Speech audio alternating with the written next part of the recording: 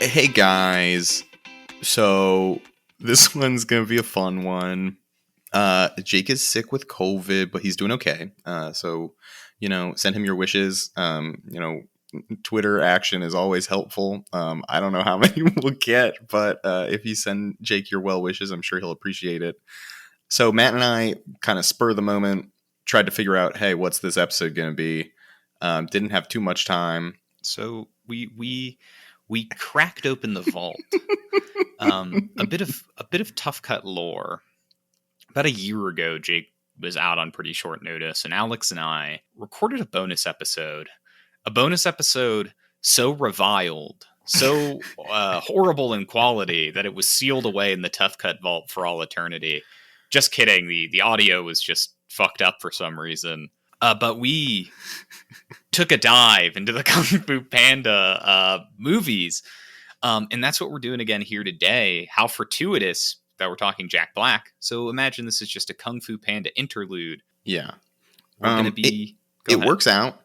When we tried to record this episode previously, it was incredibly spur of the moment, and we had no time to watch the movies. So neither of us had rewatched them to make that episode. At least this time we'd both watched the first one. I had enough time, so I watched the second one, and Matt watched the third one. So what we're doing today is, in case you haven't heard in the news, I don't know when it was announced, but it's on Wikipedia. They are making Kung Fu Panda 4. It is on its way.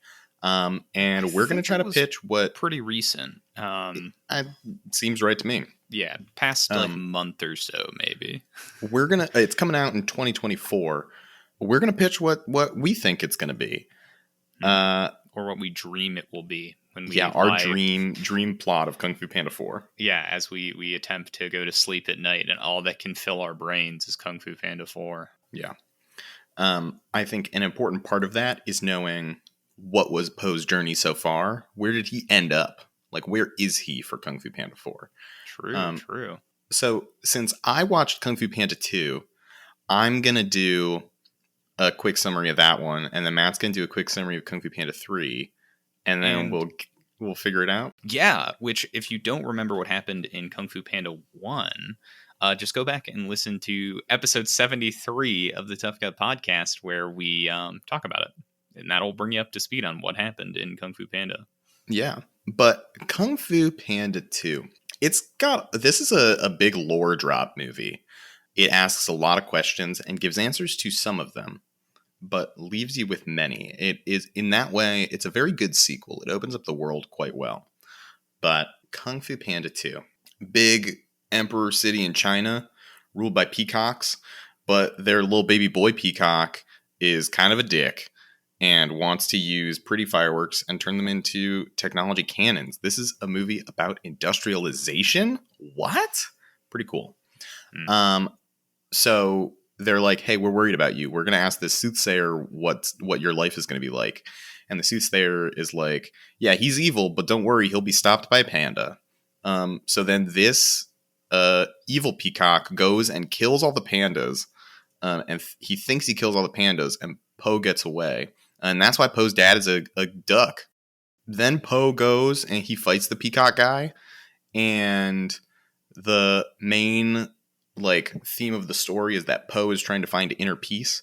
And he can't find inner peace until he knows what happened in his life. But very beautifully at the end of the movie, he's like, don't worry, duck, you're still my dad. And he finds inner peace, and he... I don't remember if he kills the peacock or not. I feel like he probably does. Yeah, I feel like we watched that fight scene when we originally made this episode. Yeah, we did. That's right. Shen angrily he gets exploded by one of his own cannons. Yeah. And so I guess the Chinese Empire is left rulerless. Monarchy has fallen.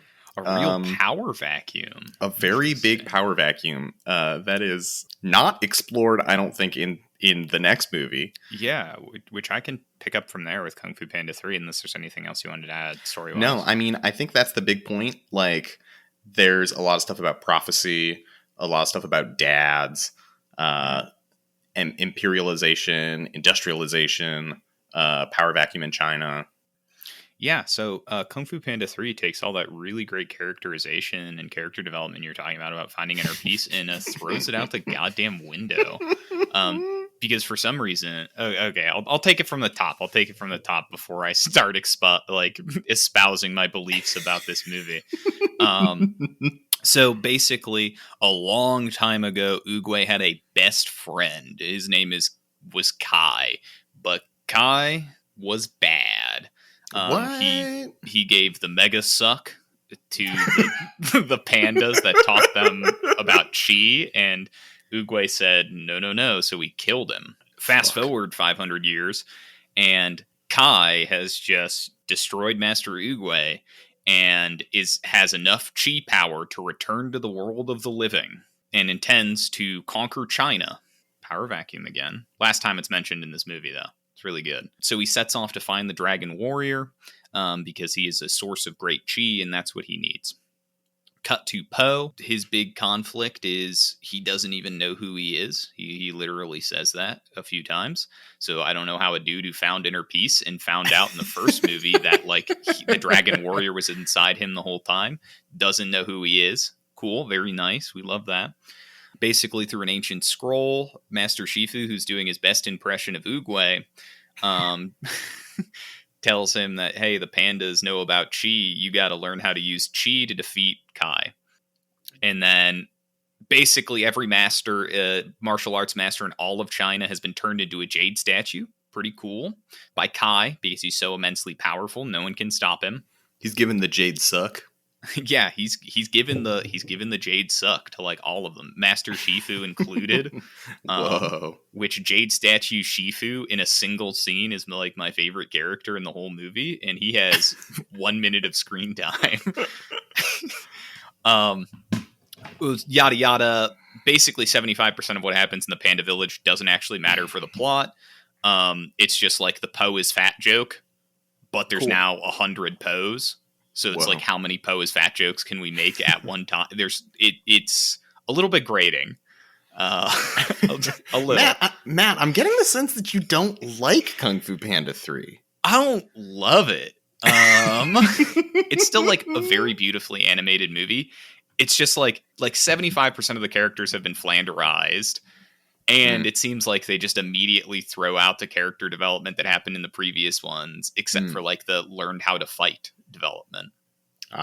Yada yada, we get to the end of it. Poe's like, oh, wait, the power's in all of us. We just need to be the best version of ourselves. And they fight back the Jade Army. Kai goes, oh, you're actually shit. I'm literally so much stronger than you. Poe tries to wushu finger hold him, goes skadoosh. It doesn't work. It looks like they're all going to die. Things are looking pretty rough. And then Poe goes, oh, wait, you can't skadoosh. A spirit warrior can only do it to a mortal. So he does skadoosh-a-side and skadooshes himself to send him and Kai back to the spirit world where he gets mega powers from the chi of every panda in existence. And turns into the sick-ass dragon and just obliterates Kai in 3 minutes flat. It's not even... It's so one-sided.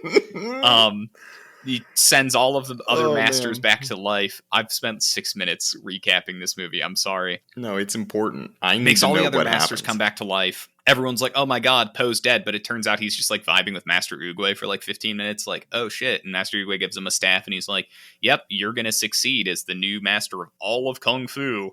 And he goes, hell yeah. And then teaches everybody about chi. And the final scene has them all celebrating in the Hidden Valley or whatever. And they do a super chi blast and it has flowers grow across all the land. Wow. And that's where the movie ends. So, okay. We have two options now. Because you clearly hate Kung Fu Panda 3.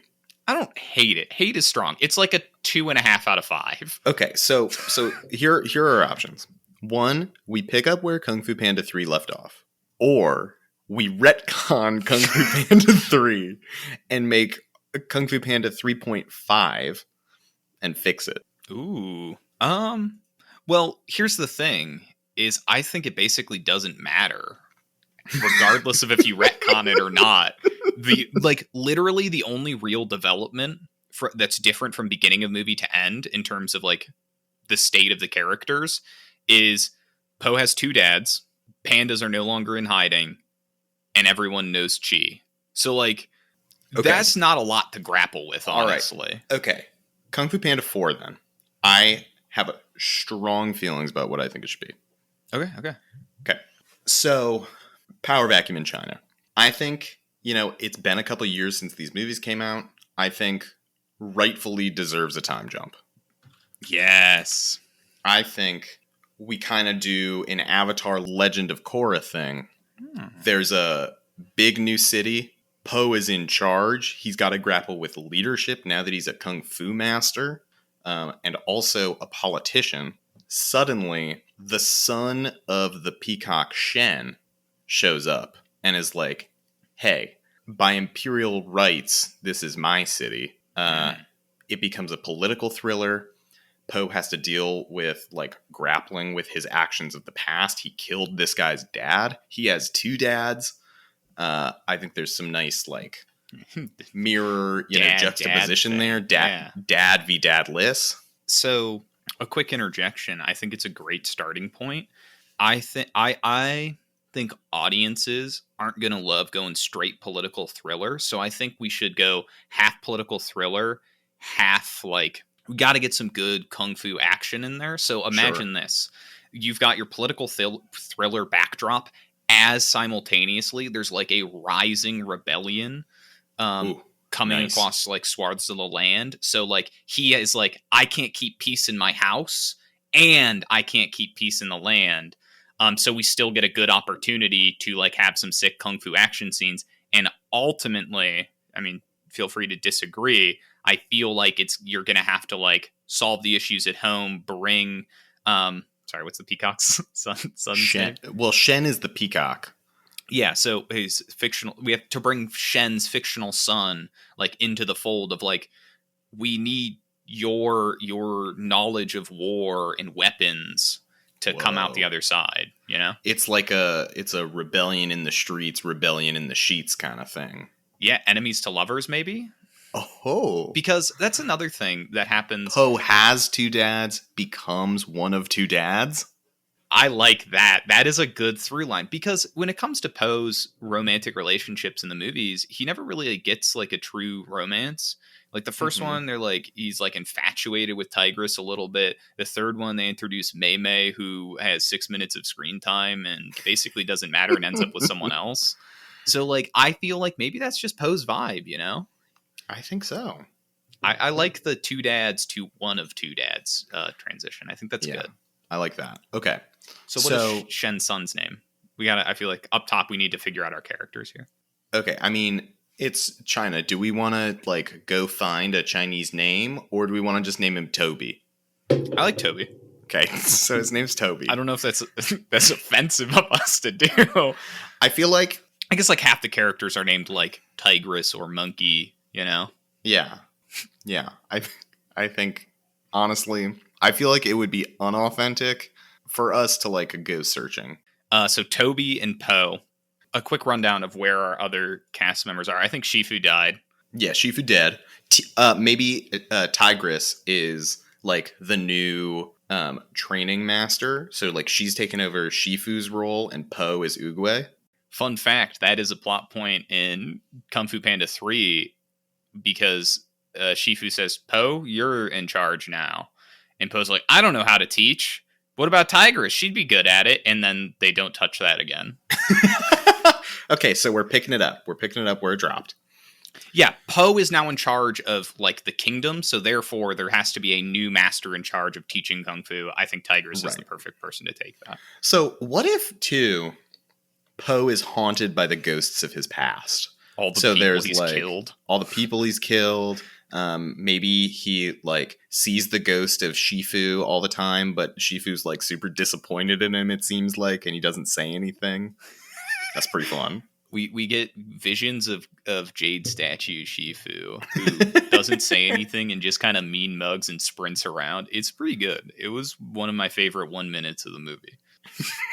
Okay. So we got our principal cast, I think, here. I think that, so we've got Poe, we've got Toby, and we've got Tigress, who are presumably all going to play some important roles. The rest of the Furious 5, you look, There are audience, more cameos. The Furious Five has been disbanded. They have new Exactly. jobs in the new empire. because like you're lying to yourself if you think Viper, Crane, or Mantis really have big roles in anything after the first movie. Yeah. So where does our story start here? You know, like what's the touch point? Is it everything already in chaos and it's just like a bit of exposition for the first little while, bringing the audience up to speed with what happened after the time jump? Well, these movies always start with those like really pretty like art style intros with like some huge lore drop. So I think this one can just start with like it's the legend of how the Dragon Warriors Empire was started or something like that, you know? And he after defeating Kai, he united China, was named emperor, and built up this great city called Pandaville. He like built off of the industrialization that was happening in the second one. It's like this thriving metropolis. We've got like maybe there are cars now, like some old timey cars. Ooh, you're really taking the legend of Korra I'm time really jump to heart. feeling it, right? Like they had huge like real cannons in the second one, so like they have gunpowder. They probably have other technology. I don't really know the. We can. It's literally a fictional universe. What do you mean? You can say whatever you want as far as that? the time jump. What do you mean? What do you mean by fictional? I thought this was history. Hey, Alex, could you we were take your headphones off for a second? Okay. I need to talk. Yeah, I'm taking the audience. Yeah. Hey, sorry, audience, but Alex has recently been having some trouble differentiating between fiction and reality. So, if you interact with him in public or on the internet, make sure that you things like Kung Fu Panda and Santa Claus and Kung Fu Panda's my grandpa. Yeah, you can put your headphones. Alex, cut that bit out. It was fucking awful. No, I'm definitely keeping it in. Cool. Improvisational comedy, everyone. Sometimes it doesn't work. What do you mean? What do you mean by that? Okay, can you take it? Okay, so I think that's like a great piece one. We get some intro exposition that tells us like where the world's at here. And I think like we like match cuts straight in. Poe is stressed, man. Like he has not taken to being like emperor super well. Yeah, what if he just like doesn't understand, like he's not good at the paperwork, he's not good at being emperor. Like he's not good at it. And he just wants to do kung fu, but there's so much more to the job. Mm-hmm. I like that. I think that it can take some of that continuation of like the through line for the first 3 movies of like what it means to be the best version of yourself, and take that out the other side of like sometimes it's okay. I imagine the end point being Poe's going to realize that maybe being emperor is not for him, sort of thing, is the angle you're coming at it from. Maybe another light in his life, like Toby, might be the best person for the job. Oh, wow. Okay. What about this? Thinking about how to get the story started. Poe is upset that he's emperor. He doesn't like doing it, but he feels like he has to. So when there's suddenly a rebellion happening in like a village near his big city, he's like, "Oh shit, this is great! I get to go be kung fu master again." And he shows up and he's like beating up the people, but then he realizes like these are my people, subjects. Like these are my subjects in my empire that I'm beating up, and he doesn't know how to deal with it. So he enlists a mercenary named Toby, who has a gun, because he miniaturized the cannon and made a little pistol. And Toby is like, he's a peacock, but like if a peacock could be a Tumblr sexy man, that's Toby. You know, like the best approximation of that vibe into a peacock, I think. Sure. Yeah. He's like kind of edgy and wisecracking, but like deeply charming. Yeah. And it's like Poe teaches Toby how to look to the future rather than being subject to the past. So Toby, like throughout the whole movie, you like know right away that it's Shen's son, but maybe Poe doesn't. And so like, Toby is plotting something. And then over the course of them falling in love, Toby is like, wait, I don't need to worry about what my life would have been. This is what my life is. What it can be. Yeah, I what can also be. like that thematic through line of Poe and Shen are like a yin and a yang to Kung Fu Panda 3. They have the line of Poe is both the yin and the yang. I don't know how that makes sense, but it's in there. And then it transitions Kung Fu Panda 4. They go, actually, that was dumb. That was dumb and we were wrong. Poe is the yin to Toby's yang. So, we get this like thematic through line of one point Shen and Poe were a yin and a yang to there's now like enemies to lovers yin and yang. I think Yeah. I really, really like that. Yeah, and maybe like right away, Tigress is like, hey, I don't like this guy. And so there's like conflict with the friendship because like Poe is listening to Toby, but Tigress doesn't like Toby. Tigress doesn't trust Toby. Do we think that Toby is initially in on the rebellion and like was going to betray Poe, but because they fell in love does not? Or do we think he has like a different end game altogether? I think it makes sense for Toby to be secretly part of the rebellion. Maybe, I hate to be a supporter of, imperialism and fascism. But I do think for the sake of this story, it does make sense for the villain to be the like puppet master behind the strings of the rebellion. I by no means am a fan of fascism in real life, but I think for the sake of this story, it does make sense to have the rebellion leader be the villain. Yeah, that's fine. I think that's okay. Who is the leader of this rebellion? Presumably, we don't want to like we've gotten a time skip. We've got a great opportunity to introduce like some new characters, new lore, etc. I don't think it needs to be someone we've met before. What if it's just a guy, like a human being? I like that. I really, what if it's what if it's Lightning McQueen from Cars? Is that DreamWorks? Is Cars DreamWorks? No, that's Disney Pixar. Oh, then we can't do Cars. Okay. Well, perfect opportunity for it to be a DreamWorks character, sub someone in, do some cross promotion. Yeah. So who is the ultimate DreamWorks? I mean, well, of if course you're it's asking Shrek. me, yeah, the Shrek would be like the low hanging fruit of it. What if this is like an alternate universe Shrek where like his Rumpelstiltskin's wish ended up transporting him into the Kung Fu Panda universe, and he's been stuck there for so long he's just become evil Shrek? Oh, it's no longer get out of my swamp, it's give me China. Alternatively, it could just be Boss Baby, It could be Boss Baby. What if it's both of them? He rides on the ogre's shoulder, For some reason, I really thought you were going to say Shrek riding on the back of a giant baby. No. Just like imagine Shrek is like the face of the rebellion. Yeah, but secretly Alec Baldwin is in charge. Yeah, Mm-hmm. I like that a lot. I think that's good. What do you think Shrek and Boss Baby are like using the rebellion to try and do, right? Because like they're the villains. Clearly they're not doing it because of some sense for the people. They're doing it for evil reasons because this movie has to be black and white because he's a panda. Yin and yang kind of thing. So yeah, what are their evil reasons? What do they want? What are they doing? I mean, I think that there's an easy one for Boss Baby. I think Shrek's a little harder, so we'll stew on that. But the Boss Baby one I envision, we obviously, Boss Baby existed in a modern era. He's somehow been transported to an alternate dimension. He knows what China will become in terms of economic power, and he wants to harness that. Ah, okay.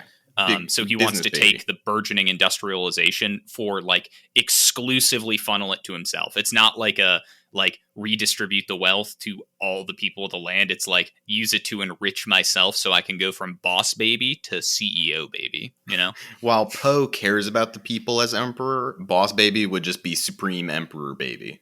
Mm-hmm. Exactly. Cool. And Shrek? I think Shrek is the tougher of the two. We got to remember that this is an angle where it's evil Shrek. It's evil Shrek. So, yeah. Namely original Shrek, as we said before, get out of my swamp, and now it's give me China.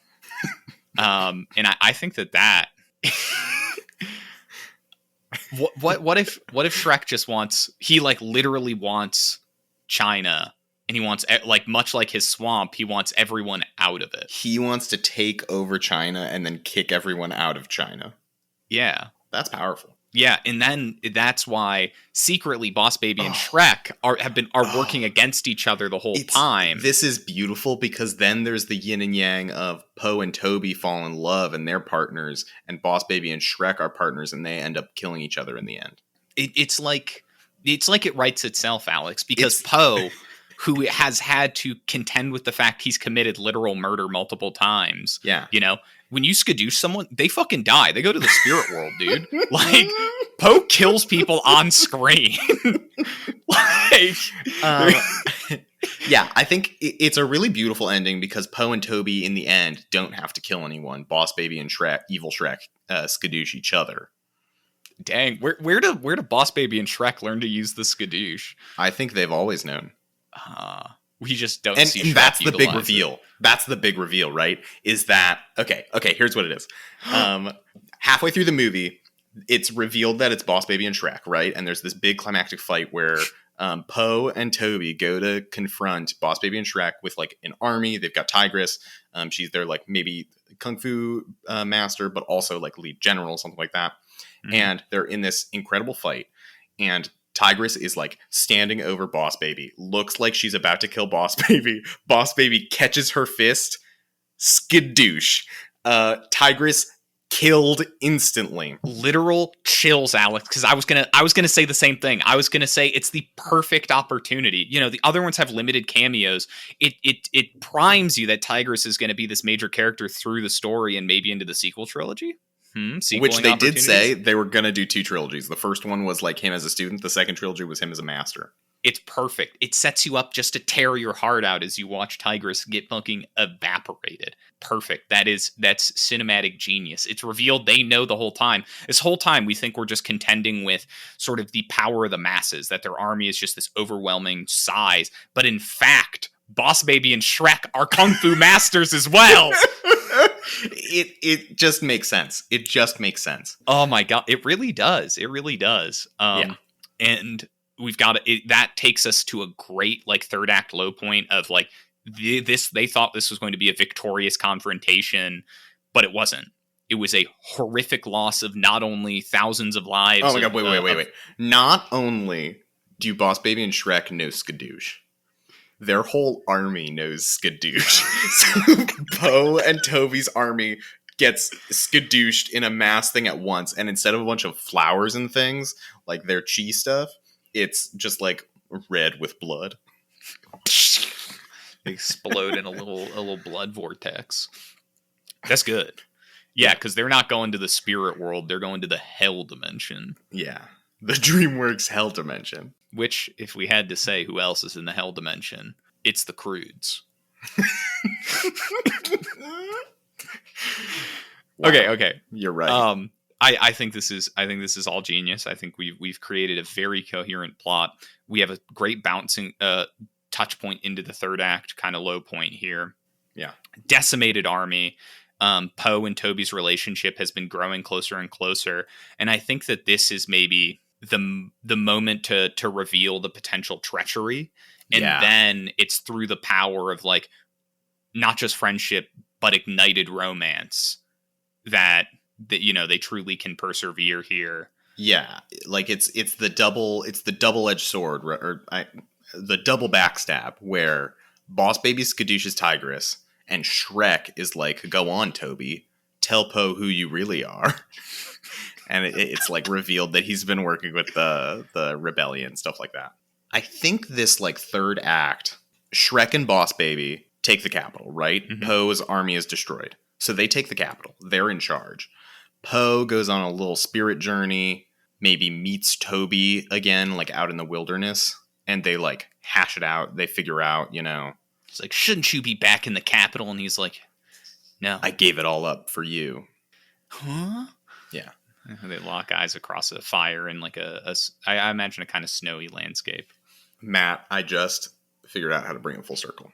Yeah, hit me We started this off talking about Poe becoming one of 2 dads, right? They adopt Tigress's baby. Perfect. Genius. Where is Tigress's baby been? At the Kung Fu school? Maybe? Okay. Oh, so Poe listless, dejected, makes his way back to like the Hidden Valley, like the original Kung Fu school sort of thing, or are you thinking something else? I think, I don't know what that like final climax is. I think it ends with Toby becomes emperor, Po becomes Kung Fu master, teaches Kung Fu. Now that he is like he's like found his true place. Yeah, I think that was kind of the through line we were working towards the whole time, because Po was never like any good at being emperor, whereas like Toby, his dad, was like straight up emperor. He was pretty good at it. Yeah, well, in the general sense of like continuing to add land to your imperial mass sort of way. Right. But he will be a benevolent emperor, I imagine. Yeah. I think there are cannons. two different ways we could go for the true climax of this. Obviously, they've come together. There's going to be the moment of adopting Tigress's child. I think that's probably like the falling action moment, like he becomes emperor, he becomes Kung Fu master, and then you see the reveal of Tigress's child is with them, like holding their hands, whatever. I imagine Toby and Po, reinvigorated, make their way to the capital to take on Boss Baby and Shrek. Stop me if you think this is a crazy angle to take it, but obviously audiences are going to be expecting like a crazy spectacle fight, for the end. Sure. But what if they arrive to the Imperial City and it's empty? Oh. They make their way through it all the way to the throne room, and they find, maybe in the last moments of it or after it just had happened, the double backstab that had been done to Po had been executed to both Boss Baby and Shrek. And as they destroy each other, you realize you'll never win by fighting what you hate, but by protecting what you love. Yeah, you see them both on the ground holding each other's pinkies like they skadooshed each other. Mm-hmm. And then Poe looks at the camera and says, in the end, it wasn't guns or airplanes. It was beauty that killed the beast.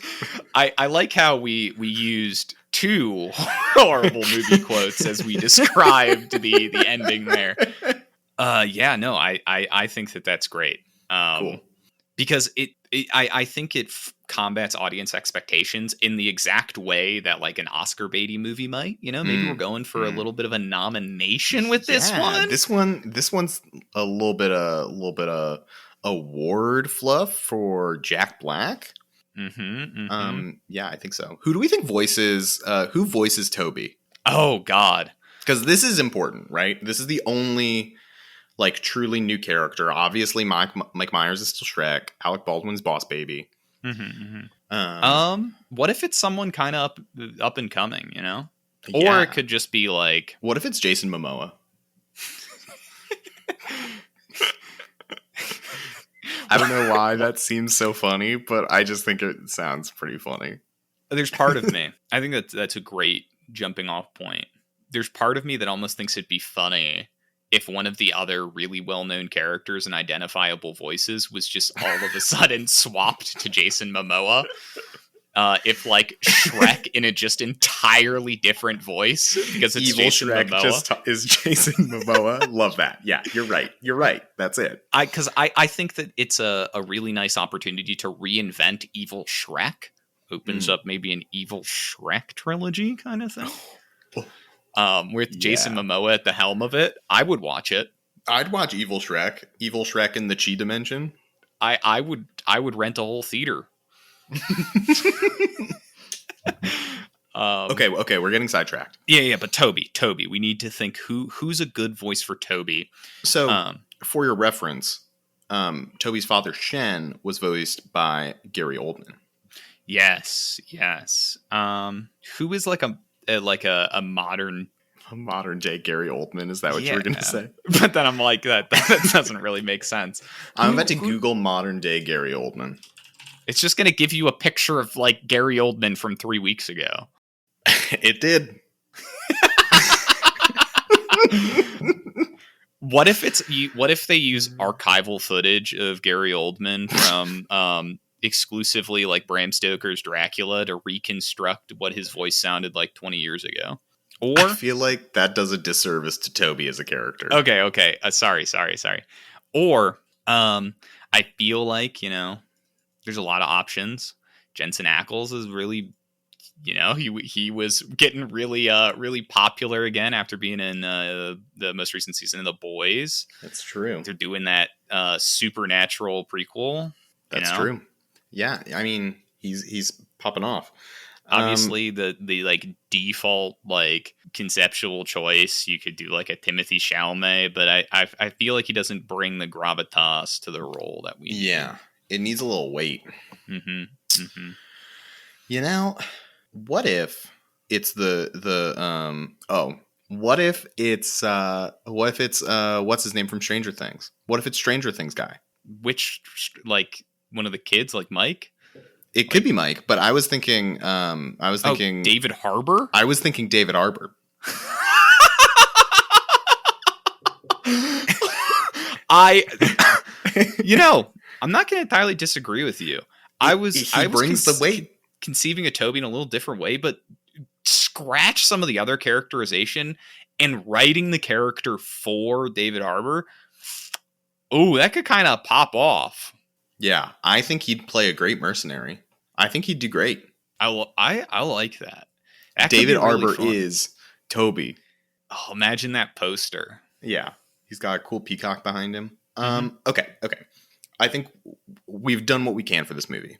I think it's important to know this is going to spawn a new trilogy. Mm-hmm. What is that like big post-credit scene leading to the next movie? Because the second one ends with you see Poe's dad and he's like, "My son is alive." So what's this one end in? What's it hinting at for the next movie? Okay. So the final shot of the movie is probably some kind of celebratory parade. They like to do that a lot. Maybe a procession through the imperial city from the capital to the Kung Fu school.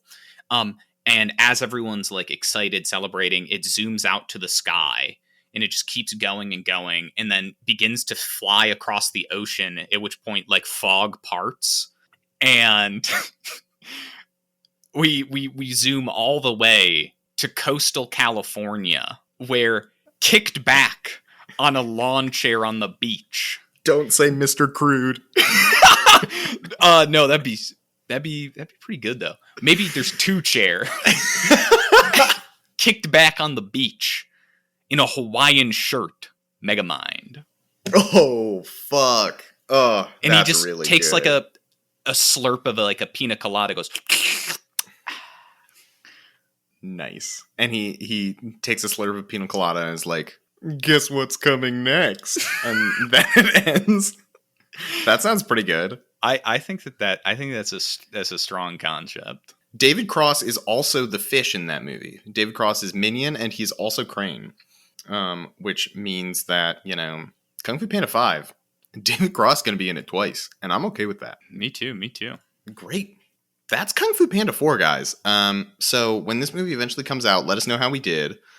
Yeah, if we got most of the plot right, audience, you actually, by listening to this episode, contractually owe us all of the money in your bank account. Yeah, and tell DreamWorks that they do too. Look, DreamWorks execs, we've been ready to dox you since bracket 1. Okay, this one's a threat. Make a better movie than this. Yeah, and if you can, wow. I'll be okay. Nice. I'll watch it. I'll watch that movie if it's better than this. I'll sit down. Be like, no evil Shrek though. Guys, thanks so much for putting up with me and Matt today. We did our best. Jake is the glue that holds us together, and we're just trying to keep things going. We're just some sticky floppy boys without them. If you like the sticky floppy Tough Cut, follow us on social media at Tough Cut Pod on Twitter and Instagram. We have a letterbox that we post to sometimes. Yeah. Thanks so much for listening. You can rate and review the show on any of your chosen podcasting platforms. We always appreciate it. Please, good or bad, just write a review because I want to read them. I've been cataloging all of them. If you like this episode, share it with Jack Black. I feel like we've got some good ideas here for Kung Fu Panda 4 or 5, and I'm sure he's involved in the process in some way. Mm-hmm. So, if you can send it his way. If you know someone who works on the writing team at DreamWorks, you can drop them this, say it's a spec script. Yeah. We've basically got it all hatched out here. If you know a DreamWorks exec, keep sending mail to their house. If you know Jason Momoa, offer him the role. Say congratulations, you got it. Yeah. If you know a and then I'll